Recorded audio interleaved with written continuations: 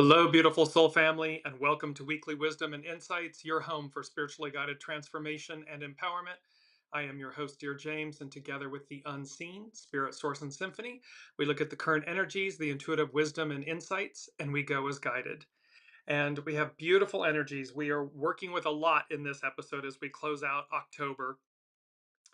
We have the sun that entered Scorpio on the 23rd of October, Neptune returning to Pisces on the 22nd of October, the Libra new moon that happened on the 21st of October. We have a grand water trine, and we're looking at the three-eye atlas. All of this culminating because it's heading somewhere big. Welcome, Kiki. Welcome, Alicia. And let's just jump in. I want to look at the astrological chart first. We're going to begin there. This is the chart for the Sun enters Scorpio, which occurred on the 23rd. And the interesting thing was this instantly said to me, and I'm going to bounce between these, but it instantly said to me, this slingshot, bullseye, and then bullet point of entry. Welcome, Heather. And so as you look, you see there in the circle in the center, there's the red lines. At the top, it's Jupiter. You come down to the kind of lower left, it's the symbol for the sun. Go across to the bottom right, that's Pluto.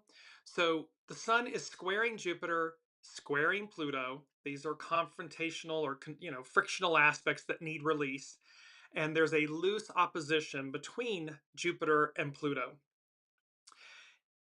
The sun, it's like it's the one that's pulling back the slingshot. And the sun is the life force. And then it goes directly across and it hits its bullseye. And that bullseye is right there. When you look across, you see Neptune, and the descendant is right at that anaretic degree of 29 degrees Pisces. That is the end of the astrological season, year, element, and the beginning of the new. Aries begins the new.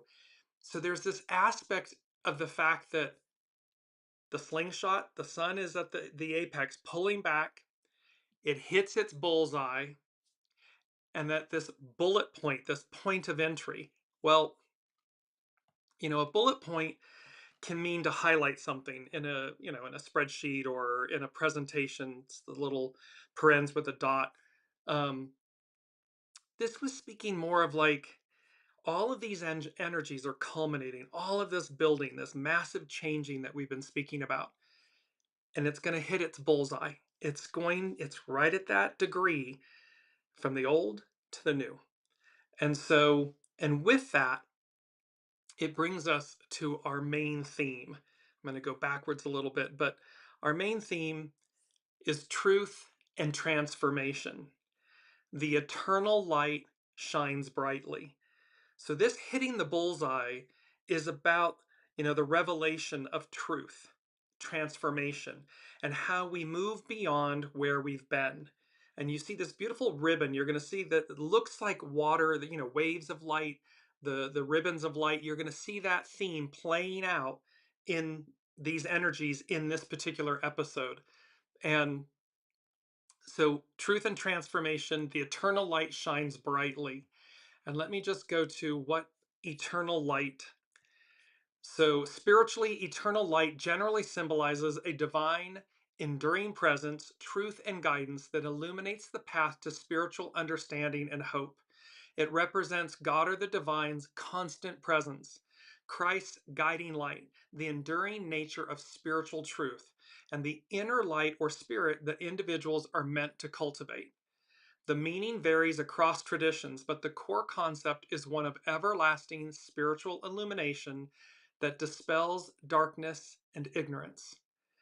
So it signifies the perpetual presence of the divine, which is always there, even during dark times. The light represents divine truth and guidance that leads individuals toward knowledge and spiritual clarity. You're going to hear the words chaos and clarity in these energies.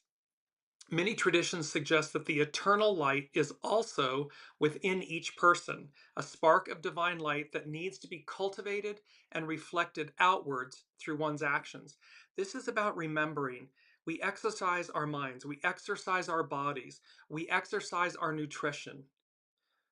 When Are we exercising our soul, our divinity, our light? And to remember that it too needs care and attention and exercise to be robust, to be fully present. And lastly, it's a symbol of hope and salvation, a promise of a blessed existence, and a way to be rescued from sin and darkness. And in some contexts, it can represent an enduring legacy of knowledge or faith, divine wisdom. In Christianity, Jesus is the light of the world, an eternal light that offers salvation and guides believers. His followers are called to reflect this light through good deeds. In Judaism, the Ner Tamid, the eternal flame, in synagogues symbolizes God's continuous presence. Some also interpret the command for light continually as a reminder for individuals to constantly rekindle their own inner dedication to the divine, to God, Allah, Buddha, the all that is. In Hinduism, it can represent the everlasting splendor of deities like Krishna, or the inherent self-conscious nature of the divine soul, the Atman. And lastly, in Mahayana Buddhism, it symbolizes the teachings of the Buddha, which dispel the darkness of ignorance. So you can see that through multiple traditions, we have this dispelling of darkness and ignorance, and this celebrating, I'm just bringing it back up, the beauty, this truth and transformation. The eternal light, the eternal flame shines brightly. That light is within us. And it's a massive reminder at this time, because the sun, the life force, is going to hit the bullseye. It's pulling back the slingshot. It's going to make a direct hit. It's like the bullet, when you're at the shooting range or something, if for those that do that, you know, it's about hitting the bullseye, playing darts, hitting the bullseye. And it's right at that degree between the ending and the beginning, the old, the new. The unseen is saying, we're going to hit the bullseye, we're going to hit our mark. And it's about the restoring, the renewal of truth and transformation. The eternal light shines brightly. It's not dimming. It may look like that on the world stage, and Lord knows we are bearing witness to some very dark activities, energies, times. However, the truth, the light prevails. So welcome, Deborah. Welcome, Olivia. So now let's move forward. We're going to jump back we're going to stay where we are. Currently, the sun entering Scorpio. It happened on the 23rd. And this is an excerpt from the October 2025 newsletter from ASTROLOGY. The sun enters Scorpio on the 23rd of October. During the transition, it forms a yod with Uranus, expect the unexpected, the higher mind, and Neptune, the highest ideals and or the illusion delusion. A yod, or a finger of God, in astrology is a rare and significant aspect pattern where two planets form a sextile. That's a harmonious aspect, 60 degrees apart from each other. And both are in a quincunx. It's 150 degrees from each other to a third planet at the apex, at the point, forming a narrow triangle in a chart. This configuration is often associated with a fated life purpose, intense challenges. And you're going to see where we're going to talk about fate and destiny a little bit later on. So here we are. It's forming this yod, or this finger of God, and that it's a fated life purpose and intense challenges and a strong drive to fulfill a destiny, requiring adjustment and hard work to channel the unique energy. This slingshot, this hitting the bullseye, right at that anaretic degree, at the end of the astrological cycle and the beginning of the astrological cycle, or year, if you will, and how it's fated, it's destiny. On October 24th, the Sun squares Pluto, that's a frictional aspect, and Jupiter squares Chiron, the wounded healer, and Jupiter, the great benefic. Pluto's the lord of the underworld. Most of the planets are now in water signs. A grand water trine forms between October 24th and October 28th, so this just occurred. Mercury, Mars, and Lilith are in Scorpio, Saturn and Neptune are in Pisces, and Jupiter is in Cancer. On October 29th, which is today, Mercury trines, that's harmonious aspect in astrology, so Mercury trines Neptune, then it enters Sagittarius shortly thereafter, and moves on to oppose Uranus. Mars forms a trine with Saturn. So there's a lot of astrology here from AstroDeans. Here's the point. The energy of these days is extraordinarily dense. The strong emphasis on water signs combined with the grand trine suggests that once things start to move, they will be hard to stop. I mean, think of this as water, and when a dam bursts or, the floodgates open, the force of water, it just goes. There's no stopping it. It just goes. So here Astroneeds is talking about it suggests that once things start to move, they will be hard to stop. Feelings and emotions play a central role. Where they are suppressed, they will forcefully break through. This applies not only to personal life, but also to collective events, which can assume powerful dimensions now. Because Jupiter is involved, the great benefic, we can expect this period to bring positive developments in the end. First, however, a phase of chaos is possible, for Saturn and Neptune in Pisces, again, speak of great surrender and the difficulty of setting boundaries. So remember, they have retrograded this final last time. They're going back to the very end degrees of Pisces before they officially move forward into Aries.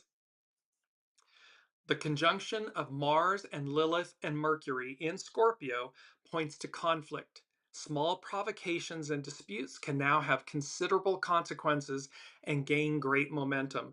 So again, in our individual lives, be mindful of our words, our thoughts, our actions. Be mindful of being triggered. Be mindful, that respond, don't react. Just take a beat, take a breath, and then, because these energies are dense, and once things start moving, they're going to be hard to stop. And this brings us to our first quote. Water in motion is a mighty force that is hard to resist. So it's about going with the flow, and it's about, we're humans. We're not meant to swim upriver. That's salmon. Humans are meant to flow with the water, with the river, with the flow of the energy. So water in motion is a mighty force that is hard to resist. If you suddenly find yourself swept up in a current of events, allow it to carry you for a while. It is wiser to wait until the waves have calmed. And so it's just about being in the flow, not being, if you are triggered, step back, take a breath, walk away. And if it's positive in nature, you're swept up in the enthusiasm of something or the opportunity of something, flow with it. Remain calm, respond, all of these beautiful actions. Because number one, from the unseen, moving beyond or through the chaos to the paradise beyond. That's where these waters, this grand water trine, all this, remember, we are water. We are the living waters and this light. And so we're moving beyond or through the chaos to the paradise beyond. That's where we're headed. That's where the bullseye is, or the bullet is focused. It's on the bullseye and that slingshot being pulled back. And we are to, number two, from the unseen, flow with the great waters. Change ahead. Change is up ahead. So again, in these last 2 months, we're at the final end of October. We're literally closing out this 9-year. 2025 is a 9-year. And so we're closing that cycle out to begin this whole new, and look at the shift. I mean, by February and April of 2026, all the major planets have shifted into their new signs. And for those 5 planets to align at this time, click, click, click, click, click, to do that simultaneously in this short 14, 16-month window hasn't happened in eons astrologically, as above, so below. So it's to recognize these massive shifts that are taking place. In the beginning is the end, in the end is the beginning. And we're witnessing the collapse of the end. They're trying hard to hang on to the old. However, there is a force greater than humanity. there always has been, that hits the bullseye, that does what it needs to do to advance. And here's this beautiful, remember, we've had this image sometime. This is all about advance. And it's more than just advance. You know, it's really about how this is a massive change from where we've been. We have led all of this time in our lifetimes, 2000 plus years, we have led with ego, mind, personality, human. We have led with the divine masculine, patriarchal era energies. And we need them. We want a healthy ego, mind, personality, human, divine masculine. We want that.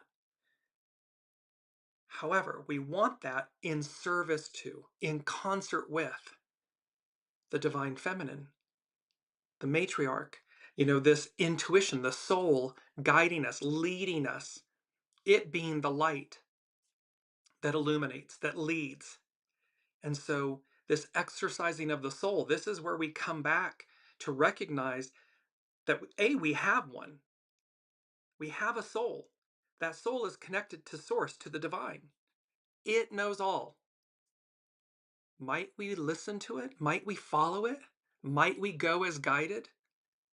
And then utilize the creative force, the divine masculine, the purity of it, to take action, to actually bring it to life. But it's where we've been is we forget the soul, we forget the divine, we forget our soul source connection. We demonize it, we diminish it, we leave it out. And then we have 2000 plus years to say, well, how's that working out? Where's that gotten us? And we're witnessing where it's gotten us. The height of the height of the height of corruption, of shadow, of goo. And they know. They know. You can feel it. You know that the clock is moving, the time is shifting. And thereby, it's like it's they would put a human being in a cabinet and they turn it would start blowing wind and cash would start flowing all over the place. And they're just trying to grab as much of it as they can and stuff it in their pockets. That's what this moment is like. And yet it's futile because you can never satiate that lack. That's what it is. It's lack. So there's no way to, satiate that lack. The way through, soul source connection, the divine, your light, your divinity, and moving and shifting willingly into the new. That's where real abundance lives and resides. Let me just, a number 3 from the unseen is a prism of light awakens you, awakens all. And this brings us to our mantra, I awaken in the new. So you see this, a prism of light. This is the image. The light is shining through. It's creating this prism. A prism of light awakens you, awakens all. And then they said, to what degree? To what level? And this is all about the fact that awareness, consciousness, being awakened, everyone's on a spiral, ascending, but not everyone's at the same place. Some are at the tip, some are at the tail cone, some are in the basement, you know. So, but there's an awakening, a prism of light. And remember the light, it's, in traditional references, being blinded by light, or being transformed by light. And it brings us to our key word. Let me just get to that really quickly. Our key word here, transfiguration. A complete change of form or appearance into a more beautiful or spiritual state. A metamorphosis, an exalting, glorifying, or spiritual change. A striking change in appearance or character or circumstances. In Christianity, the transfiguration of Master Jesus is an event described in the New Testament where Jesus is transfigured and becomes radiant in glory upon a mountain. So this is about, the alchemy, the transmutation, the turning base metals in and elements into gold. And you notice the image was silver and gold. It represents the divine feminine, the divine masculine. So we're talking about how the light, truth and transformation, transfiguration, massive changes in humanity, in our experience. Welcome, Colleen. And she's speaking about empathy and compassion, um, and about people being starved and so forth. So, yes, again, remember, with the height of the shadow comes extraordinary chaos and, oppression and suppression and just cruelty because they're terrified. They are cleaving to a way that is leaving, and they know it is leaving.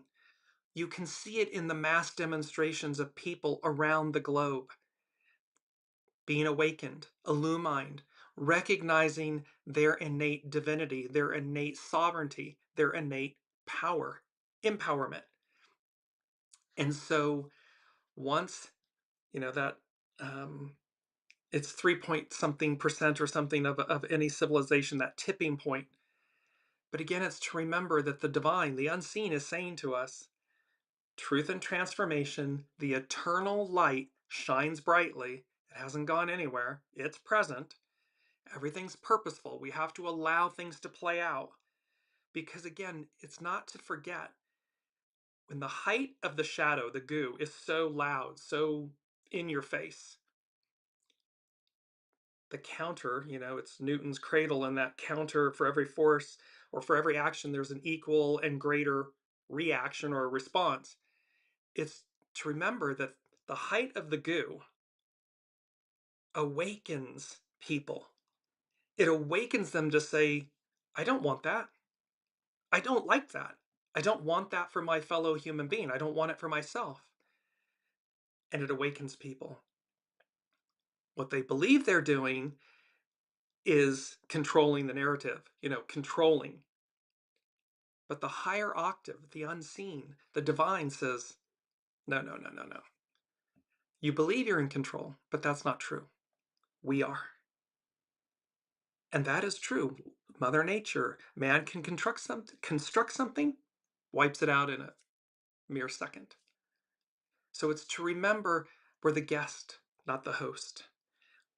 It's to remember our divinity, our co-creation, and how we co-create with the divine. But it's in concert with it, and the divine is your soul. It's your soul source connection. We see what happens when we fail to do that.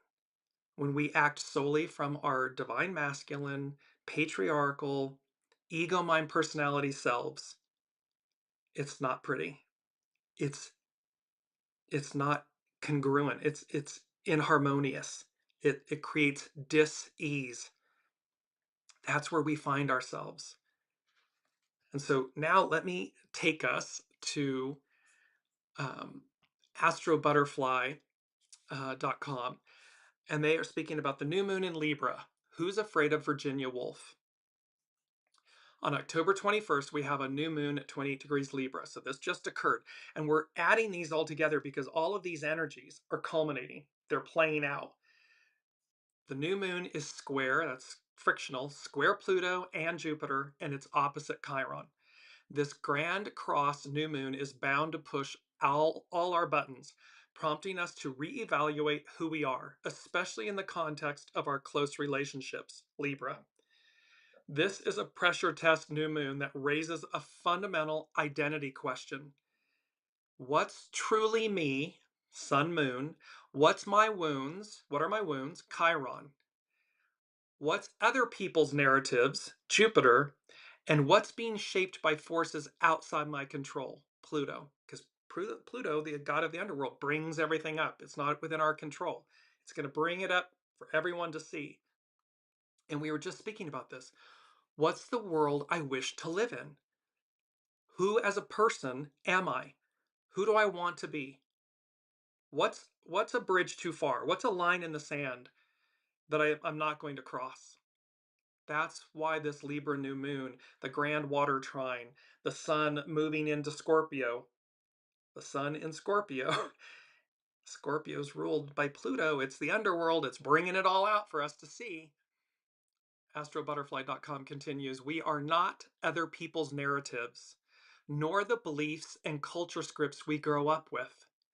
yet we are shaped by them. We are the products of our times. What's important to us is shaped by the world we live in, yet it's not who we are. So, see, we have a choice in all of this. Where we are in this moment is a million choices that have brought us to this point, and thus it's purposeful. What's our role in it? What choices in our individual lives and our collective lives do we need to re-examine? Do we wish to change? So that when the sun, when we hit the bullseye and we move into the new, we've released all of that baggage, all of that weight.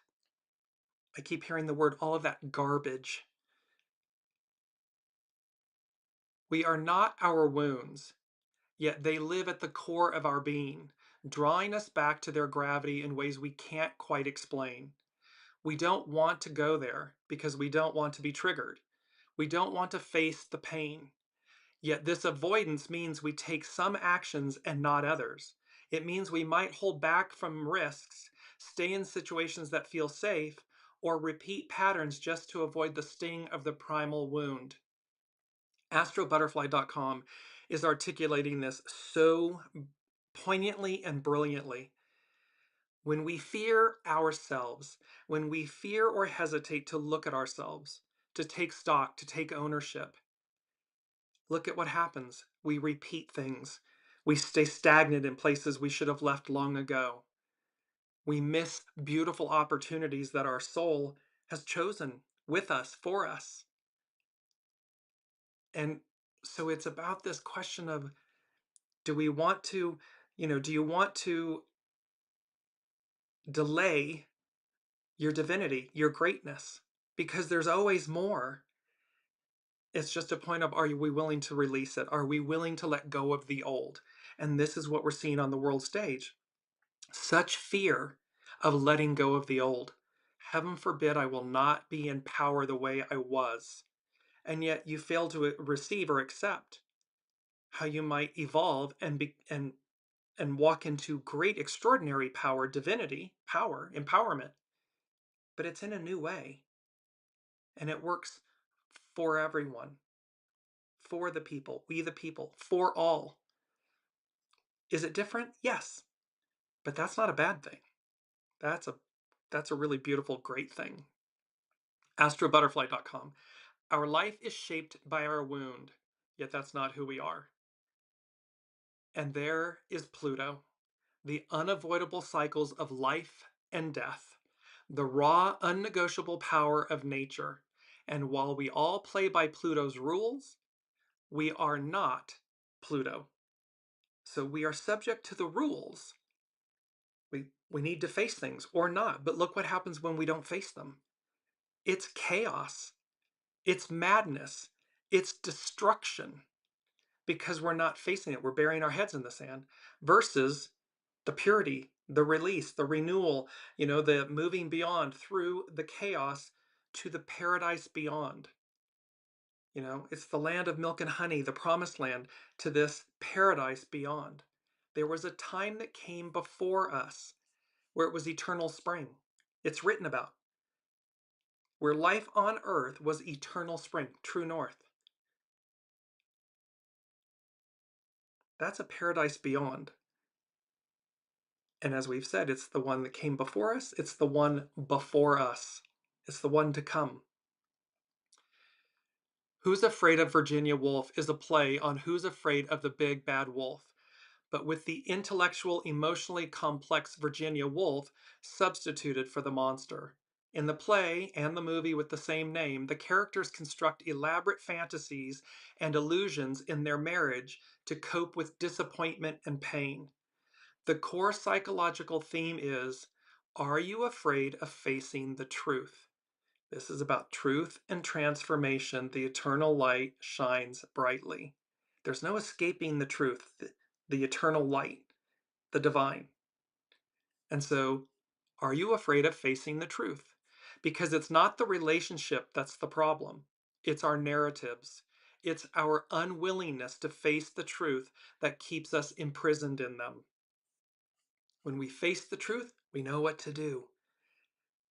You know, it's Kenny Rogers in my head with I think it's the gambler. You know when to hold 'em, know when to fold 'em, know when to walk away, know when to run. You know what to do because you're listening to the truth. You're listening to your soul. When we are run by narratives, the societies, our own wounded selves, or the world's as a whole, we go through life blindfolded. We move from one relationship to the next, but the cycle keeps repeating, the same scenario replaying again and again, because of course it's never them. It's always and has always been about us. It's an inside job. Everywhere you go, there you are, that idiom. It's when we face ourselves, then know thyself. We know ourselves and we recognize that it's not them. They're a character in our play. It's always going to be us and what's on offer for us, for me, individual, collective.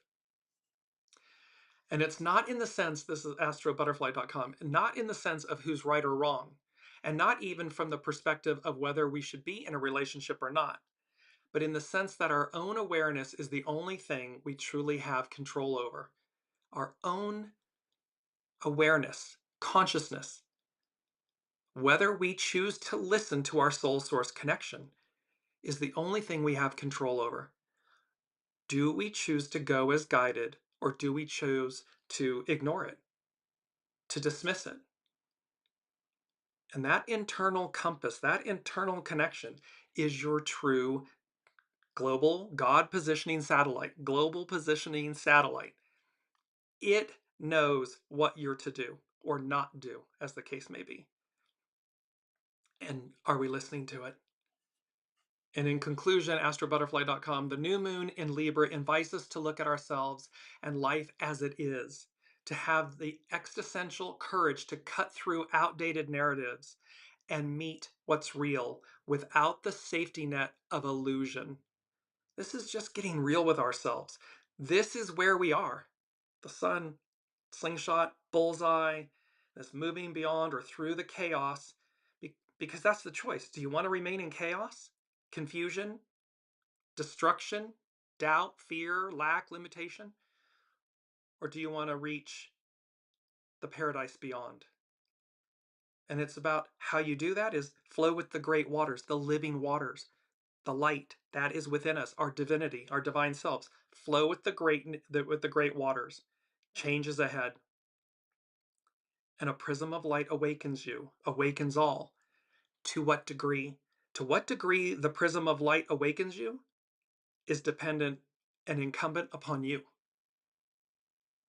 Step up, get in the flow, face the music, so to speak. Look at all of these things that need to be, empty the vessel. All of these things, those are choices. The more we're in alignment, lockstep with that, the greater the prism of light elevates your awareness, your consciousness. It awakens you to at a greater level. That's all dependent on each of us. It's all dependent on each of us, you. Number 4 from the unseen. They said exceptional excellence, dot, dot, dot, a stone's throw away. And then I had these images of Excalibur, King Arthur, Our Lady of the Lake. And of course, Our Lady of the Lake,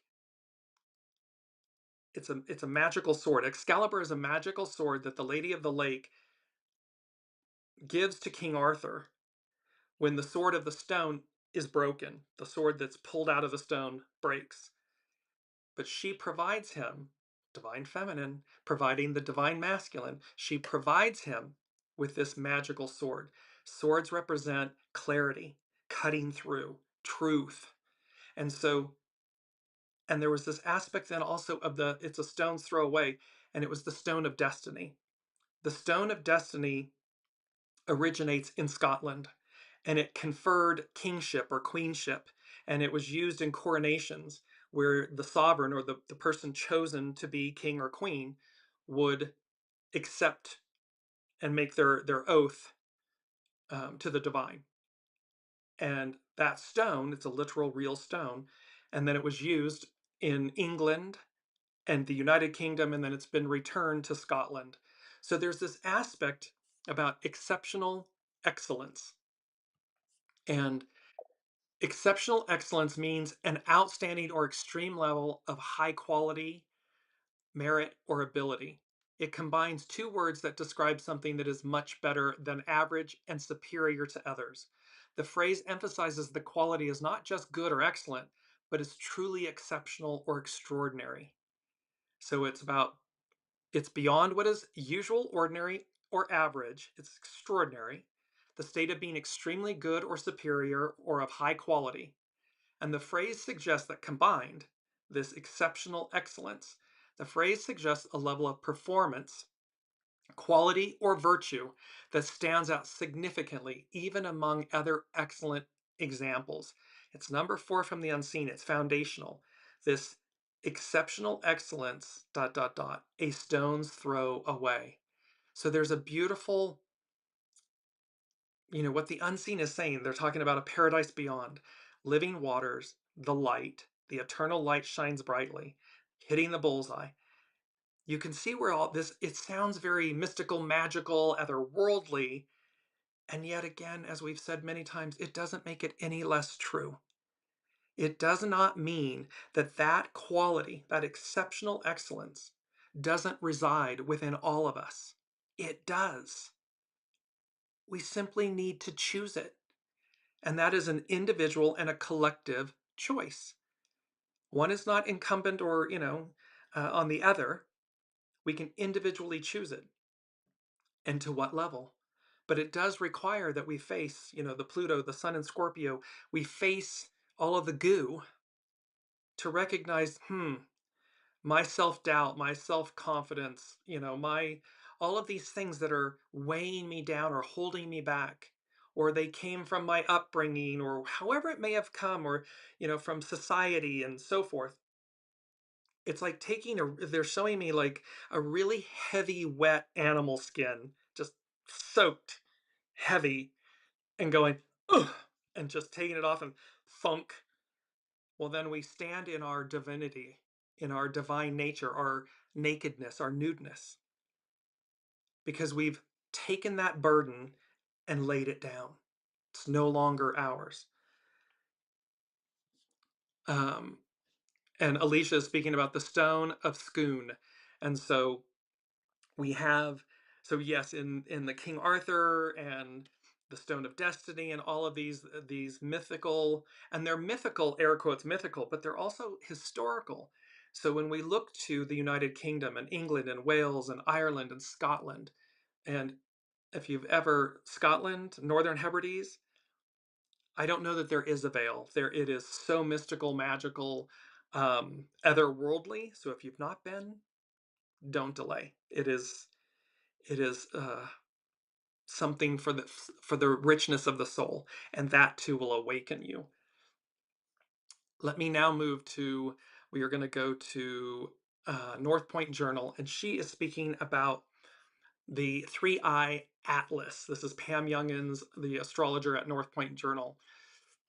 And she said, in July of this year, an astronomer reported the sighting of an interstellar object moving through the night sky. An interstellar object is different than a comet, which originates from somewhere within our solar system. So comets originate from within our solar system. Interstellar objects originate outside of it. Big deal. Instead, these rare visitors, these interstellar objects, come from interstellar space beyond the boundaries of our sun's gravitational domain. This new interloper, which was given the name 3-Eye Atlas, is only the third interstellar object recorded in modern times. So it's only the third time. Extremely rare. And we spoke about this either last episode or the episode before about Comet Lemon, Comet Swan, and 3-Eye Atlas, this interstellar object. Scientists are surprised by the physical characteristics of 3-Eye Atlas, which are highly unusual even for an interstellar object. It is extremely massive, up to 3 miles, 5 kilometers in length. It contains minerals that make it more complex than a comet, fueling the notion that it could be a manufactured object rather than a naturally occurring one. It's getting even more mystical, magical. We're at here's Halloween. I'm uh, trying to remember the proper name for it. Alicia will tell me.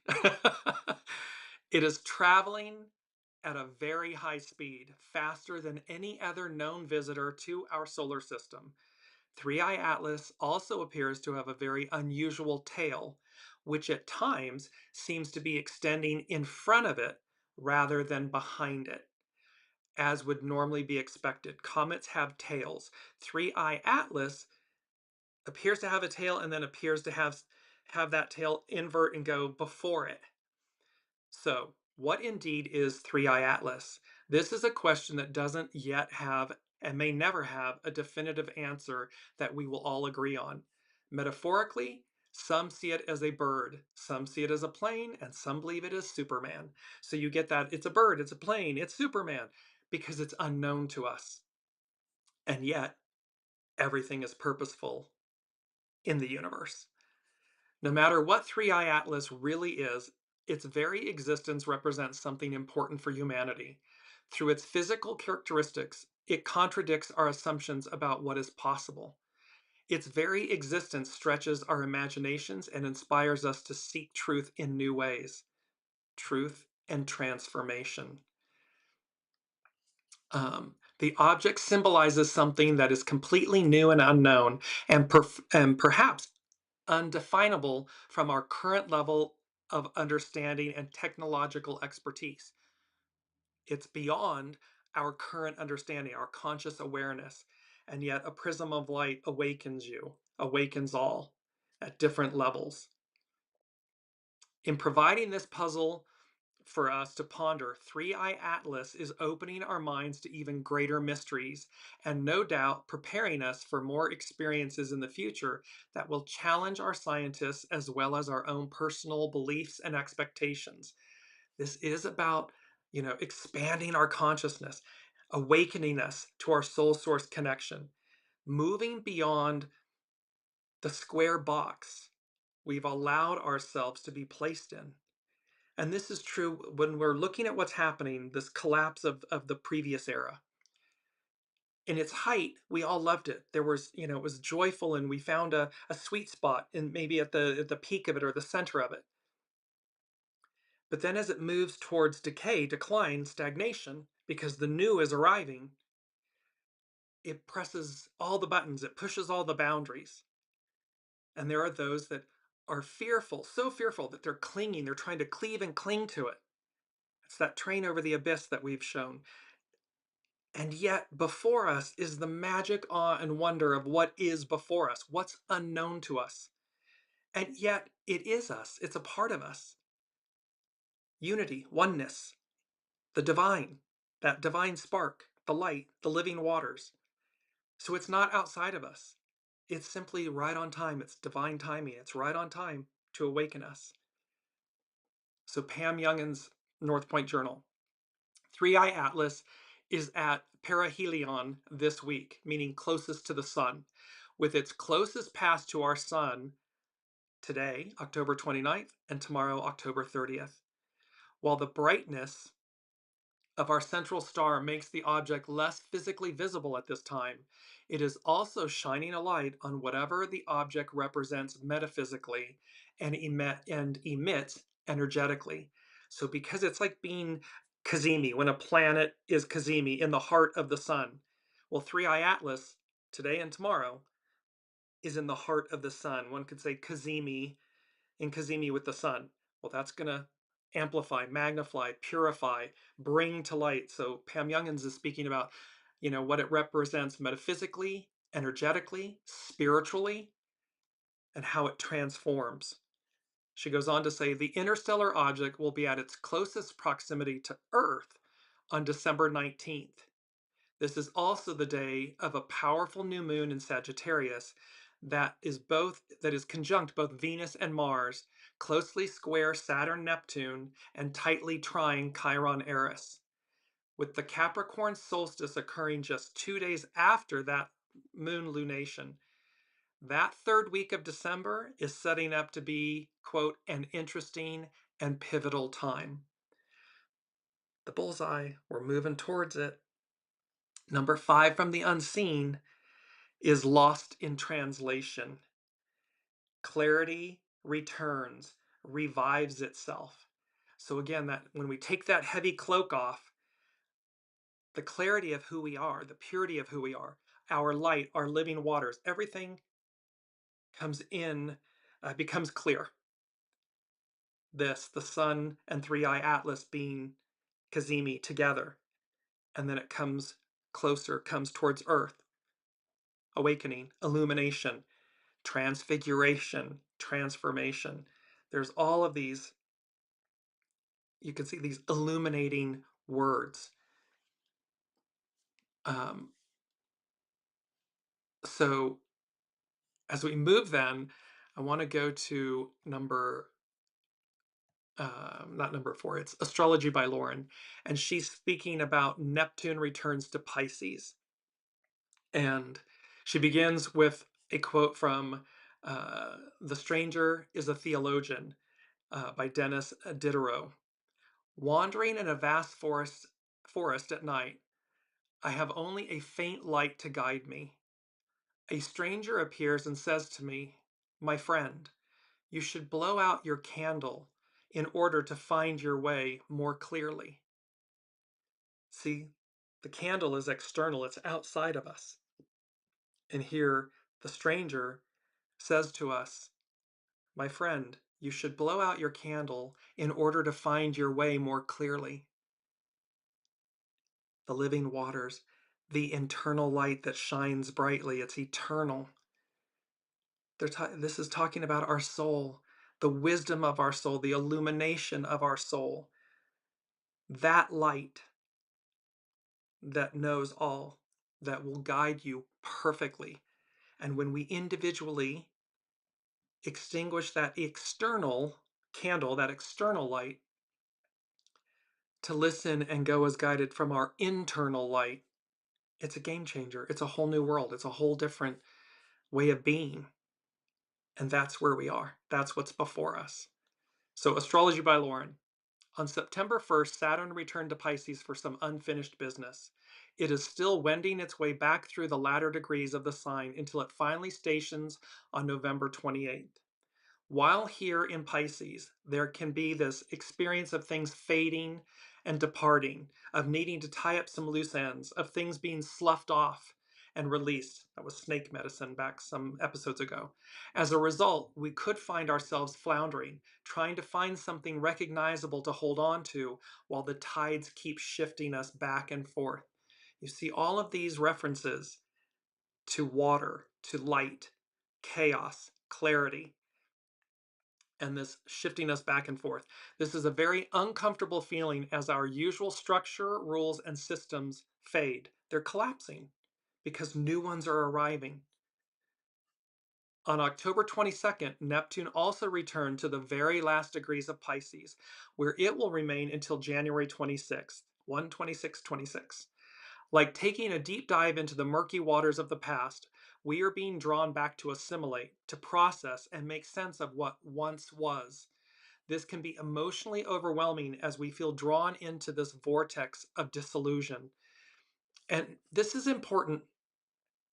When you see the amount of uncertainty and chaos and destruction going on, we can see that through the lens of harm, which of course exists. It's absolutely happening. Cruelty, harm. And we can equally see it, this rapid destruction of the old systems, the old ways. Because this is fast moving. These energies are happening, boom, boom, boom, boom, boom. By early, April of 26, all of this new energies, the planets have shifted, they've moved. So my point is, this isn't a slow roll. This isn't going to be decades or centuries and so forth. This is happening in a very compressed, dense energies, compressed 16-month window. And so it is to look beyond the surface, to align with the purity of the new, this purity of your divine nature, your souls, so that you're right on time, hitting your own bullseye when all of these, when it all occurs, when these energies shift, as opposed to cleaving and clinging to the past. It's about being in the flow. Number 6, from the unseen. Follow God, the divine, the unseen, to your rightful destiny. I'm going to come back to Astrology by Lauren. Rightful destiny refers to the belief that one has a preordained and proper purpose in life, often seen as a divine plan or a natural culmination of their efforts. It speaks to us always knowing there's something I've come to do. My soul knows. It knows what it's come to do. And so it's this culmination. It combines the idea of a preordained future with the idea of personal agency or effort in achieving it, suggesting a purpose that is both divinely appointed and realized through individual action, beliefs, and hard work. See, this isn't just we sit back and do nothing. No. In exercising our soul, that's about listening to the divine, to the unseen, to this preordained plan. And then once I know what to do or not to do, my personal agency, my creative force, is invoked to take action or inaction, as the case may be. So it's core concepts, the belief that a person has a specific ultimate purpose or destination that they were meant to fulfill. The idea that this destiny is either set by a higher power, by the divine, or by a greater force in the universe.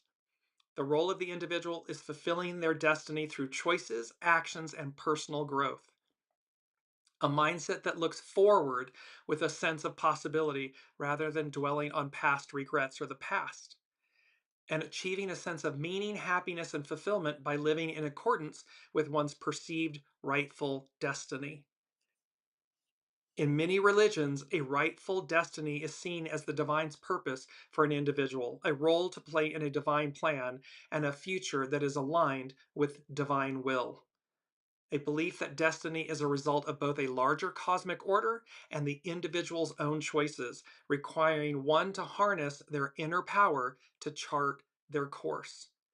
The concept is also framed as designing one's own destiny through intentional living, utilizing unique gifts and abilities, and overcoming personal lack, limitations, fear.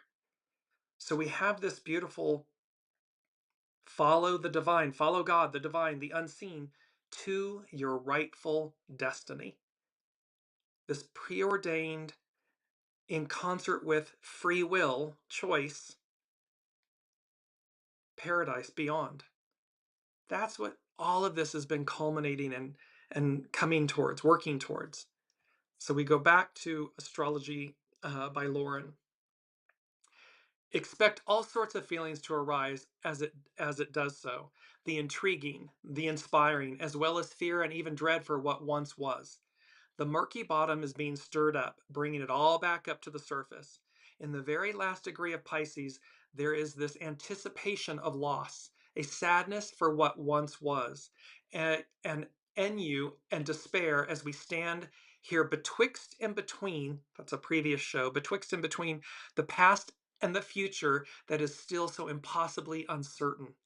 So there is melancholy. There is absolute, yes, we're experiencing either the fear, the melancholy of the loss of what was, but others are experiencing the fear, the heightened fear of what was, because the new, what's before us, it's uncertain in the sense of we haven't experienced it yet. We don't know it. It's the beast we don't know, and yet it's not. What a beautiful beast! I mean, Beauty and the Beast. He was actually a prince. He was transformed by love, by light, and restored clarity, and all of this restored because he had to experience his insufferableness, his arrogance, his hubris, his entitlement. So he had to experience that. And then love, purity, love, light, restored him. Astrology by Lauren continues, we are going to have to allow it all to wash over us. Here's another water element to wash over us as we navigate this liminal pass. Just know that even in the face of loss, it is not the form, but the essence of what once was that matters in the end. Know that Neptune returning to Pisces is also a gift. It affords us the ability to more deeply connect with our own core self. This is your soul source connection. Call it what you may, this is an opportunity to connect to spirit, to our essential goodness, our inner guides, and our highest ideals. We need to do this because by connecting to self, it will lead us to where we need to go to live a more meaningful life. So it's going to lead us, the soul source connection, your soul, it's going to lead you true north. It's going to lead all of us to that destiny, that destination, that paradise beyond. She says, ask yourself, what are the things, the experiences that invest your life with meaning? What are the things that are worth living for? What are those things that are worth sacrificing for? The conjunction between Saturn and Neptune, and remember, they're co-journeying, and they have been and they will continue to do so. They're co-journeying. So the conjunction between Saturn and Neptune on February 20th at the very first degree of the first sign of the zodiac, this was February 20th of 2025 when they first moved into Aries, is about committing to a new path that will bring us the meaning that we are sorely seeking right now. But before we get there, we are first needing to reflect, make sense of, and gather the essence to us of the things that matter. So this is why Saturn and Neptune are retrograde. They're in the final degrees of Pisces, because we're going back to make sense of what really matters to me. What do I really want to, what do I care about, truly care about? It's not, I can assure you, it's not the masks, the identities, the labels, the stories, the scripts, the material possessions, the status. All of that's just set dressing. What really matters is who you are at your center, at your soul source connection self. And so we're being asked to discover that, to recognize that truth. Because as we move into this matriarchal Aquarian, we the people era, that is for us, for the people, that's how we shine in unity. And by reciprocity of that, we receive individually, collectively, but it's a collective first, then we receive it, which is a complete inversion of where we've been. That's why it's confusing to people. She continues, Astrology by Lauren. We are preparing to cross a threshold which is yet to come. We cannot yet see what that looks like. We simply do not know. But in some way, we are all being asked to take a leap of faith, that we are being brought precisely where we need to be, even if it doesn't feel like it right now, because it's unknown to us. There will be guidance for this along the way. This week, Mercury and Mars in Scorpio are forming a water grand trine with Jupiter in Cancer, Saturn in Pisces, and with Neptune returning to Pisces, we will have a total of 6 planets in water signs. Water, the divine, the emotion, the living waters. This is about trusting your feelings, your intuition, your inner knowing to guide you. Jupiter's trine to Saturn, that's a harmonious aspect, which lasts through the middle of December, is about seeking understanding and trying to find our way in these extraordinary and uncertain times. Ultimately, Jupiter trine Saturn can help us to create a plan and a strategy. Jupiter is our vision for the future, which in Cancer is about empathy, caring, community, unity, and protecting. With Neptune retrograde back into Pisces and Jupiter in Cancer, our feelings could feel larger than life. Harness those feelings properly, positively, not reactively. Saturn's version of practical compassion in the sign of Pisces can serve as a lifeline, allowing us to see things as they are. Together, this is a recipe for creating a realistic plan for the future. But to do this well, we need to make those essential connections with our own inner knowing, our soul source connection. Rather than looking outside of ourselves for meaning and direction, Neptune advises us to look within.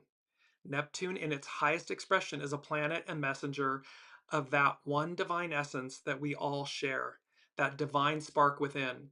Neptune is what lends meaning to our lives and imbues us with a sense of purpose. Neptune can lure us into a well of disillusionment, but it can also lead us to realize our highest ideals and dreams.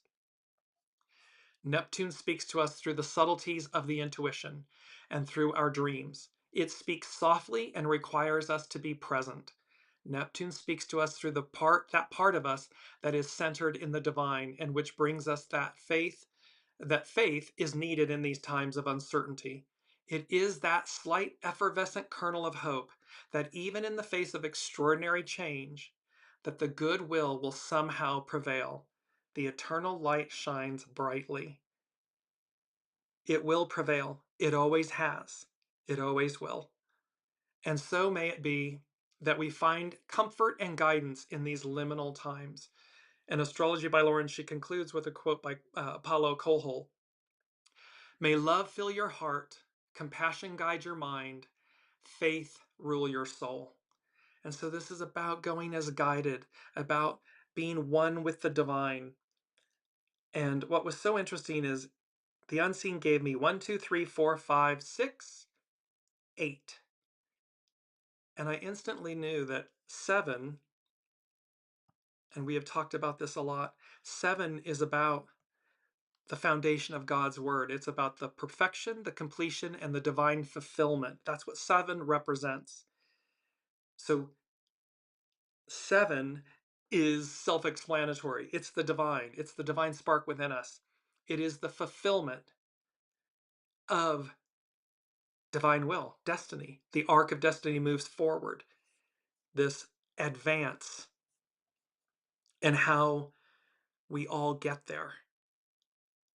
And I just want to go to our very quickly um, hexagram 3 is difficulty at the beginning, and it's our second quote. The birth of a new venture or relationship is an entry into the unknown. That is what we all are doing on a collective scale. New things seem to be rushing upon you, and confusion can easily take over. However, chaos is a powerful force when you harness it properly, so don't rush things now. Do not let events overwhelm you. As you take the first step, stay calm and ready to persevere. Ask for guidance and support. Challenges lie ahead, but they are challenges you can handle. Gain strength, find courage. Like a newborn fawn, the opportunity for rapid development is there, yet it is only through determination that the fawn can rise to its feet and grow to full stature. Keep going despite difficulties, and you will find the success that you desire. A key challenge at this time is to maintain clarity. Avoid lunging at solutions. Do not start a new project or relationship before thinking it through. Make yourself wait until a good course of action becomes clear. A careless step in the beginning can cause events to get out of control or spiral out of control later. And be sure to enlist the advice of experienced people and wise supporters. This is from divination.com. And lastly, hexagram 29, which is dangerous depths. It's also known as the abyss. That's in our numbers today. And this is our third quote. Exposure to danger brings good fortune to those who move beyond it. So chaos, danger, and so forth can be, of course, it's purposeful. And so it can bring about good fortune for those who move beyond it. When you remain in the chaos, in the confusion, clinging to the past, in the fear and the lack, it's not pretty because you haven't moved beyond it. You've quadrupled down on it. So, like boaters staying afloat through whitewater rapids, those faced with serious challenges need to remain alert. They must take all available precautions and, above all, keep going forward so as to remove themselves from harm's way. Once the danger has passed, everything flows smoothly downstream. Flow, light, living waters. It's about, flowing with the flow to remove ourselves from danger, to get to the paradise beyond. The positive side of danger is that it offers an excellent chance to cleanse the senses and strengthen the spirit. Surviving a crash can be tremendously reinvigorating, sharpening the eye and the mind for future challenges. It is reckless to court danger, but critical for inner development to not shrink from it either. Those who respond to dangerous conditions most effectively are those who can establish an inner bubble of calm in the midst of chaos. An emotionally stable center keeps one rooted in the moment, alerted and focused. Courage at times like these springs from focused attention and a brave willingness to penetrate the moment of peril to its very core, to reshape and transform it. Truth and transformation, the eternal light shines brightly. So, and last but not least, number 8, I'm mindful of the time, but number 8, Saturn from the unseen. Saturn and the South Node and the midheaven. So on this astrological chart for Sun enters Scorpio, it's about the placement of Saturn, the placement of the South Node, and the placement of the midheaven. And they said, so the Sabian symbols for the Saturn, for where Saturn is and where the South Node is. Saturn is about a karmic moment. The South Node is about a karmic confrontation.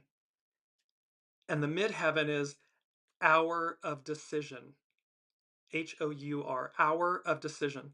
So what we recognize is that this sun entering Scorpio at this moment, the bullseye, the slingshot, the bullet hitting its mark, it's a karmic moment. It's a karmic confrontation, or yes, confrontation, and it's an hour of decision. It's time in that aspect. So as we watch again, all of these energies, three-eye atlas, all of these things that are occurring at this moment, it's the host, the master weaver, the all that is, orchestrating all of these beautiful events, karmic moments, confrontations, events, and they're going to hit the bullseye. They're not going to miss. The divine doesn't miss. Mankind does, but the divine does not. So be in the flow, be gentle with yourselves, but also be courageous and strong and empowered with great clarity. Move beyond the chaos, the abyss, the troubled waters to reach the other side. Cannot wait to see. We have 2 shows left in this 4th season of Weekly Wisdom and Insights that will complete the 4 years together. So to all of you, thank you so much for your presence, your comments, your energy, your spirit, and your willingness to go as guided. It cannot be underestimated. So namaste to all of you, and I look forward to seeing what the unseen has in store for us next. Until then, we'll see you next week. Be well.